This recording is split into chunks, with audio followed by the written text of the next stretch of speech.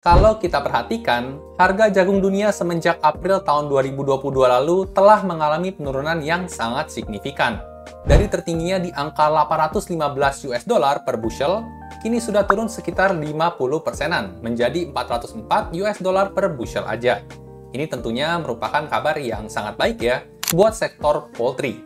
Karena seperti yang kita tahu nih, sektor poultry ini sangat bergantung pada jagung nih, sebagai bahan baku makanan ternak mereka, yaitu ayam. Otomatis dengan turunnya harga bahan baku pakan ternak yang signifikan ini, laba bersih perusahaan juga bisa secara signifikan membaik nih. Nah, mumpung baru permulaan, dari 3 emiten poultry yang ada di bursa, yaitu Chepin, Jaffa, dan Main, mana nih yang punya kinerja terbaik dan potensi kenaikan harga saham lebih dari 100%? Yuk tonton videonya terus sampai selesai.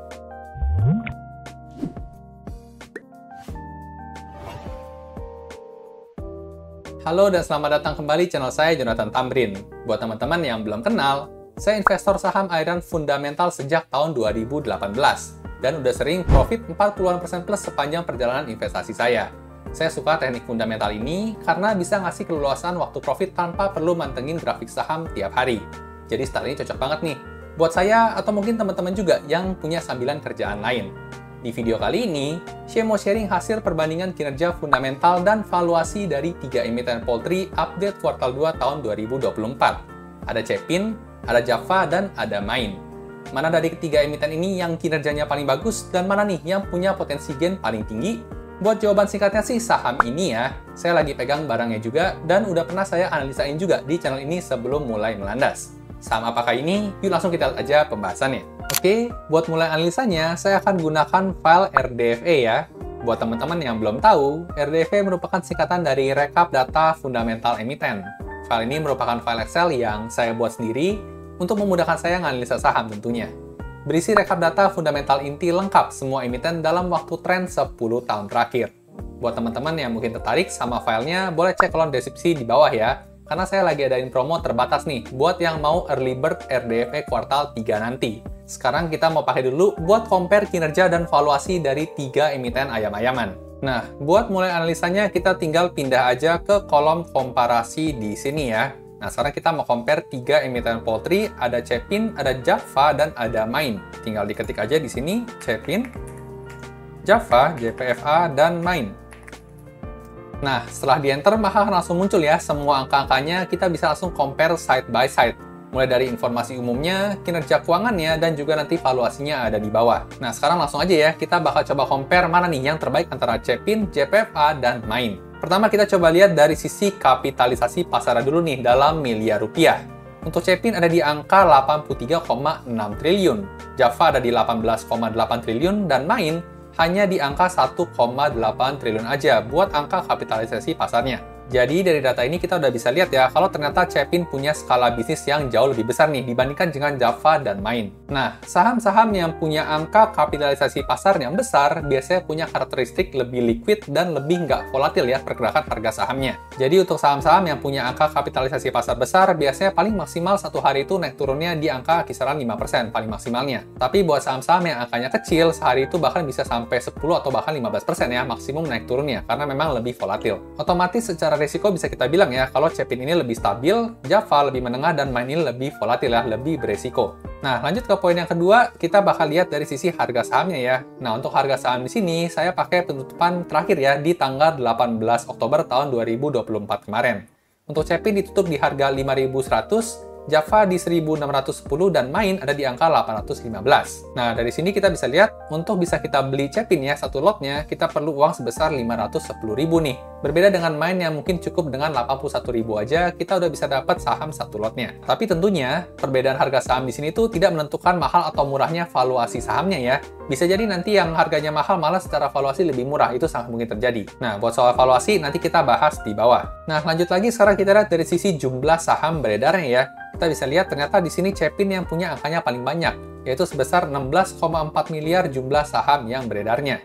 Dibandingkan Jaffa cuma 11,7 dan Main cuma 2,2 miliar lembar aja. Nah, untuk jumlah saham beredar ini juga kurang lebih sama nih sama kapitalisasi pasar ya. Semakin banyak jumlahnya, biasanya sahamnya semakin liquid juga. semakin sedikit berarti semakin tidak liquid. Nah, jadi tiga ini kita bahas soal profil umumnya ya. Sekarang kita bakal coba analisa dari sisi kinerja keuangannya. Poin kinerja pertama yang bakal kita bandingkan adalah sales growth-nya dulu ya, year on year nih.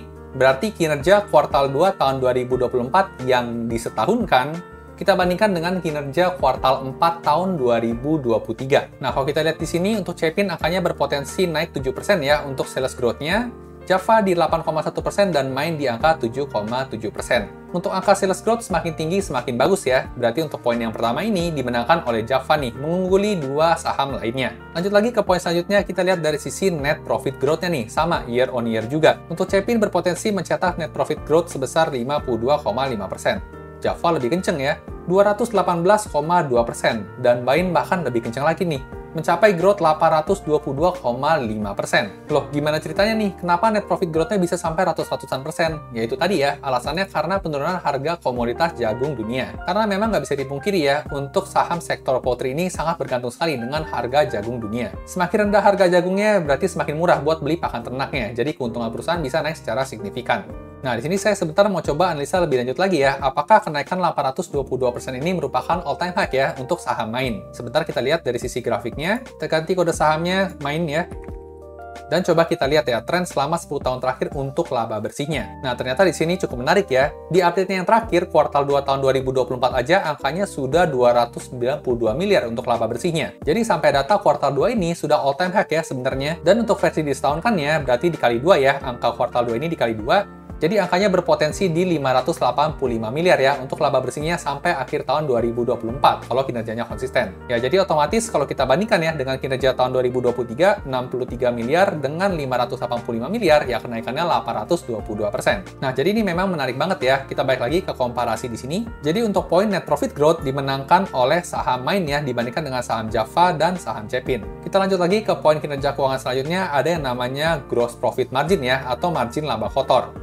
Cepin ada di angka 15%, Java di 19,4%, dan Main ada di angka 14,2%. Kalau poin GPM ini ternyata Java masih lebih unggul ya dibandingkan dengan dua emiten lainnya. Lanjut lagi, sekarang kita ke poin net profit margin ya. Untuk Cepin di 5,4%, Java di 5,4%, dan Main ada di angka 4,5%. Nah, jadi untuk poin ini dimenangkan oleh Cepin dan Java ya. Lanjut lagi, sekarang kita bandingkan soal ROE-nya ya, atau return on equity-nya.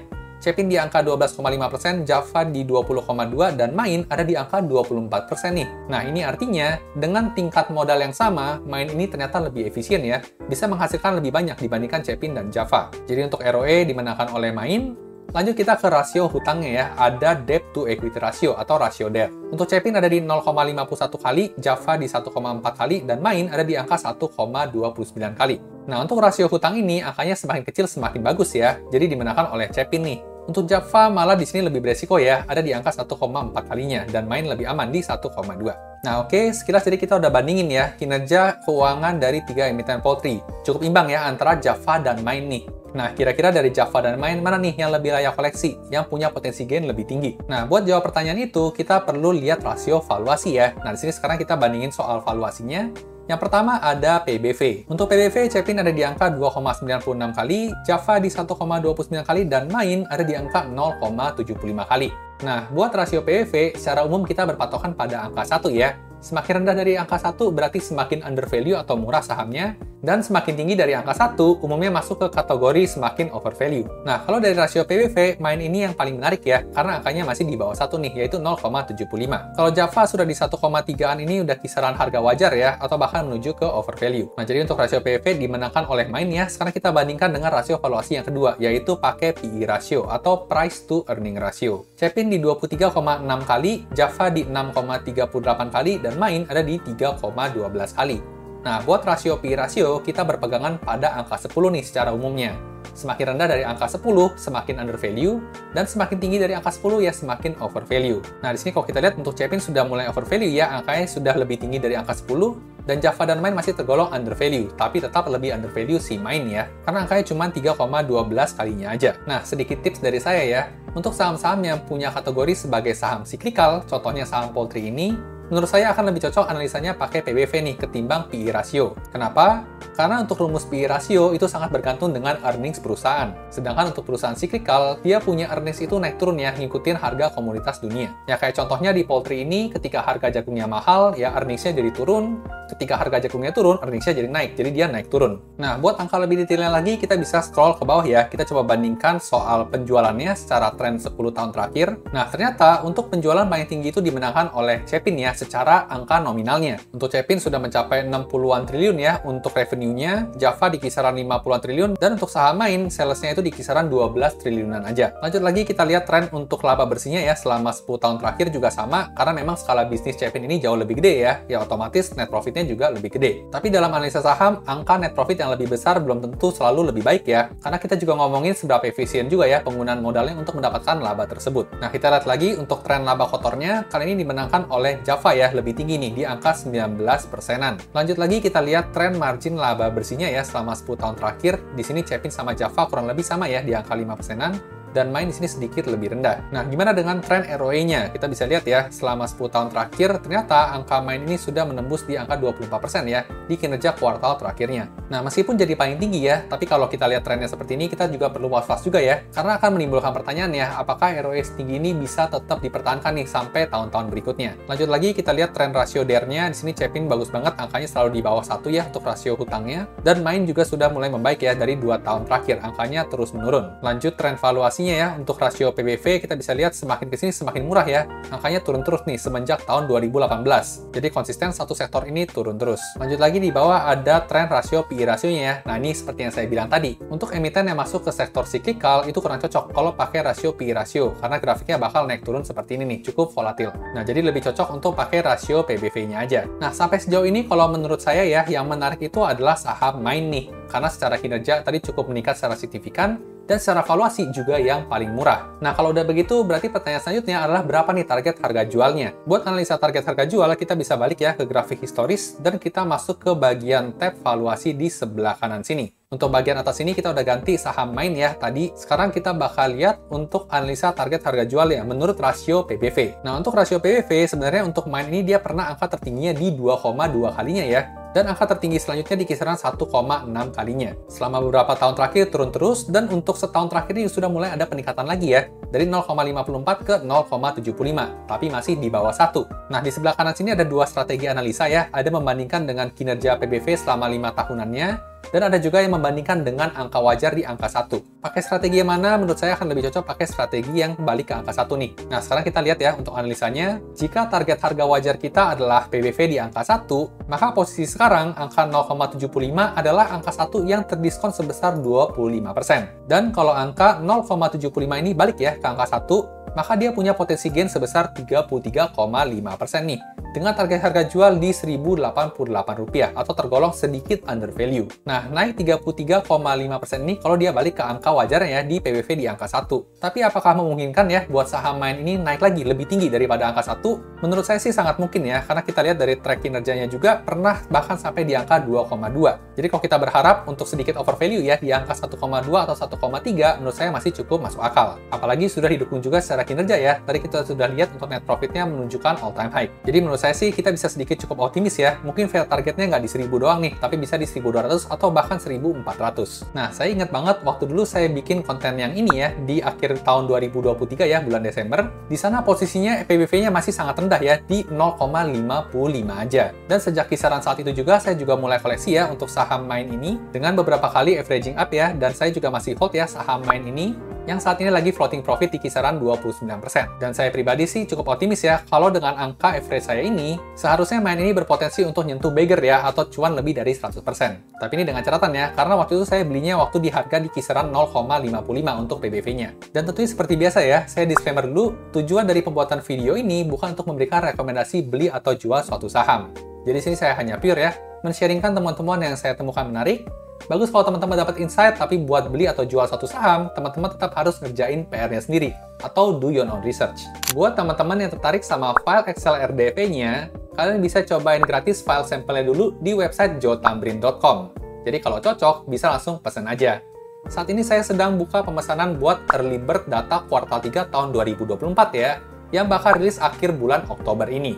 Dan buat yang pesen, bisa masukin kode voucher EBQ324 buat dapetin tambahan potongan harga sebesar 15%, khusus buat pembelian paket yang tahunan. Buat teman-teman yang pesan RDFE, nantinya bakal dapat free update berkala ya, minimal 1 kali setiap minggunya sampai lengkap data 800-an plus laporan keuangan emitennya. Buat jumlah vouchernya sendiri terbatas, dan promo early bird ini bakal berakhir tanggal 27 Oktober nanti. Atau bahkan bisa lebih cepat berakhir juga kalau vouchernya udah keburu habis. Buat info lebih lengkapnya bisa cek kolom deskripsi di bawah ya. Dan buat teman-teman yang mau tanya-tanya, juga bisa ke admin via DM IG di Jonathan Tamrin. Suka video seperti ini, kemungkinan besar kalian juga bakal suka video lainnya di channel ini. Jangan lupa di like dan bagikan ke teman-teman investor lainnya ya, biar makin jago analisa sahamnya. Sampai jumpa di video berikutnya.